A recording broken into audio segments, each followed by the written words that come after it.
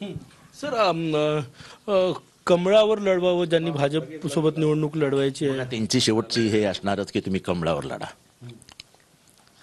असं आहे की ते कमळावर लढले नाहीत, दुसऱ्यावर लढले, आणि उद्या जर दुसरीकडे बॅलन्स करायची पोझिशन आली आणि त्यांनी बदललं तर जे 2019 मध्ये झालं त्याचं रिपिटेशन बीजेपी कशाला होऊ देईल परत. त्याच्यामुळे शक्यता तीच आहे की बाबा आमच्या निशाणीवर लढायचं तर लढा, नाही तर जाऊ द्या, चला सोडा.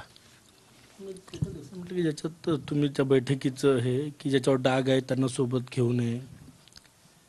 म्हणजे ज्यांच्या नावावरती डाग आहे अशांना थोडंसं लांब ठेवा. म्हणजे भाजपचा जो ओरिजिनल वोटर आहे, जो ह्याच्यावरती रागावलेला होता आणि 2014ला पूर्ण ताकदीने सत्ता आणून दिली, तो भाजपचा मूळ वोटर, तो माझा भाजपचा वैचारिक अधिष्ठान असलेला वोटर हा भाजपचं लांब गेला ना.